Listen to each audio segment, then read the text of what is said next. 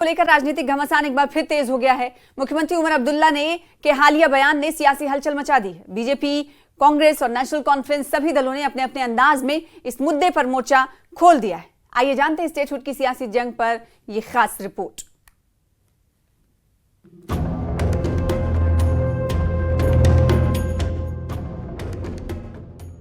अनंतनाग में मुख्यमंत्री उमर अब्दुल्ला ने स्टेटहुड को लेकर बड़ा बयान देकर हलचल मचा दी। उन्होंने साफ कहा कि अगर स्टेटहुड की बहाली के लिए बीजेपी को सरकार में शामिल भी होना पड़ा तो वे मुख्यमंत्री पद छोड़ना पसंद करेंगे। उन्होंने ये भी कहा कि स्टेटहुड किसी की मेहरबानी नहीं बल्कि केंद्र का वादा है जिसे अब पूरा होना चाहिए। अगर रियासत का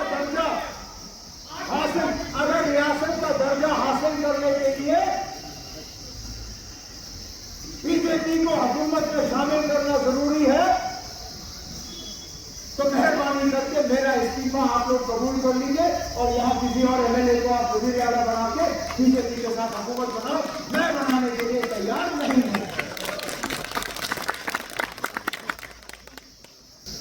मुझे जम्मू कश्मीर को दोबारा रियासत देखने के लिए इंतजार करना पड़े मैं करूंगा। क्या आप सर्वों में होते थे एहतजाज क्यों नहीं करते हो? मेरा जवाब उनको यही है कि जाओ लद्दाख के हालात देखो।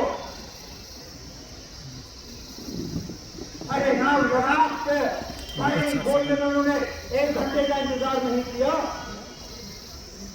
यहां तो 10 मिनट इंतजार नहीं करेंगे। कितने नौजवानों का खून यहां बहते हुए देखना चाहते हो? मैं कम से कम उस चीज के लिए तैयार नहीं हूं।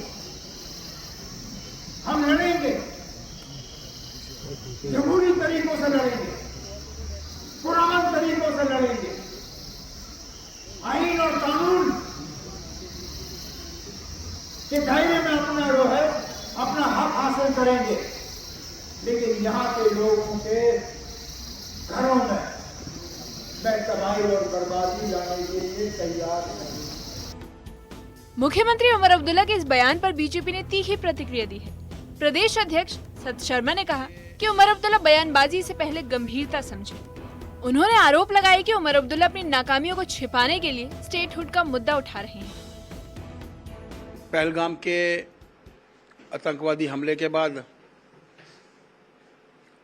जरूरत है आज सबसे पहले आतंकवाद को खत्म करने की, आतंकवादियों को खत्म करने की। और प्रधानमंत्री जी के वक्तव्य को हम लोगों को पत्थर के ऊपर लकीर की तरह मानना चाहिए। जो शख्स देश को विश्व की सबसे बड़ी शक्ति बनाने की तरफ अग्रसर है, उनके बयान को भी हम दरकिनार कर रहे हैं, उनकी बात को भी हम लोग दरकिनार कर रहे हैं। अगर उन्होंने कहा है उचित समय आएगा, हमें हक मिलेगा, तो हमें उचित समय आने का इंतजार करना चाहिए। एक ऐसी कुर्सी पर, एक ऐसे प्रदेश में बैठना, वो अपने आप में एक बहुत बड़ा स्थान है। उस स्थान के ऊपर बैठने वाले किसी भी इंसान को, वो कोई भी हो, किसी भी नाम का हो,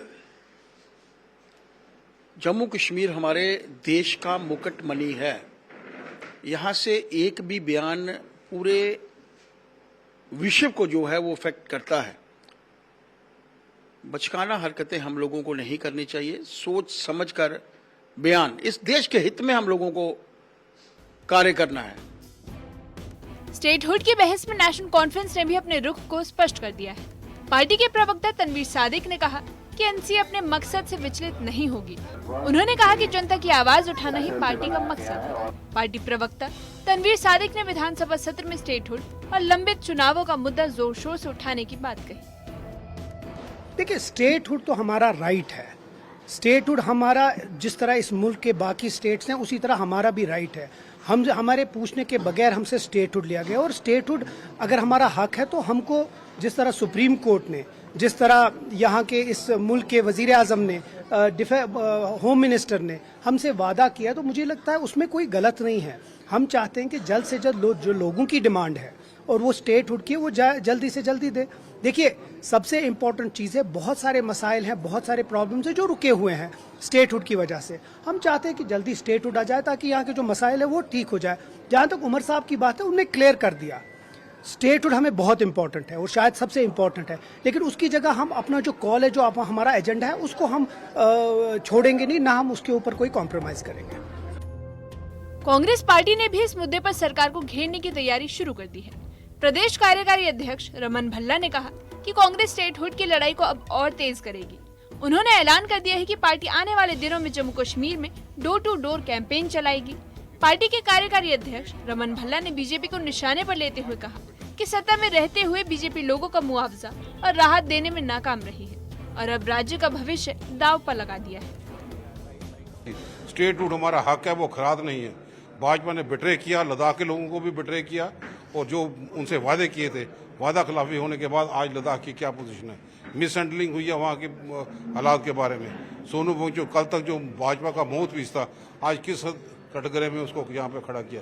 तो जो वादे किए थे, वादा तो जम्मू कश्मीर के लोगों के साथ भी किया था कि स्टेटहुड देंगे, लेकिन स्टेटहुड दी नहीं। अब डिलिमिटेशन भी हो गई, असेंबली के चुनाव हो गए, अब क्या वजह कि स्टेटहुड वापस नहीं दी जा रही है। हमारा हक है, इसके लिए हम संघर्ष यहाँ पे करेंगे। बीजेपी कहती है कि 1 साल हो गया हुकूमत को, कुछ काम नहीं हुए जो मैनिफेस्टो में एनसी ने बोले थे। आपको भी लगता है काम नहीं हुआ? 1 साल का प्रोग्रेस रिपोर्ट भाजपा खुद ही देख ले कि उन लोगों ने क्या किया, क्या वादे यहाँ पे किए थे, क्या कर पे 38 MLA थे, क्या ये प्रोजेक्ट कर पे। हाल ही में जो बाढ़ की पोजीशन बनी, ये प्राइम मिनिस्टर को अवगत करवा पाए, प्राइम मिनिस्टर का दौरा करवा पाए, अभी तक पैकेज अनाउंस नहीं करवा पाए। जम्मू कश्मीर का अवाम पिसता चला जा रहा है, लोगों की दिक्कतें यहाँ पे। जम्मू कश्मीर में स्टेटहुड को लेकर टकराव तेज हो गया है। नेशनल कॉन्फ्रेंस ने साफ कर दिया है कि वो अपने अधिकारों की लड़ाई लोकतांत्रिक ढंग से लड़ेंगे और किसी भी तरह की हिंसा नहीं चाहते। वहीं कांग्रेस ने गांधी जयंती पर आयोजित कार्यक्रम के दौरान 2 टूक कहा कि अब वे घर घर जाकर स्टेटहुड की मांग उठाएंगे।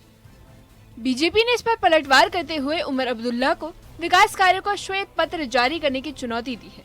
अब देखना यह होगा कि दिल्ली की सत्ता इस पर क्या रुख अपनाती है। Bureau report, news 18।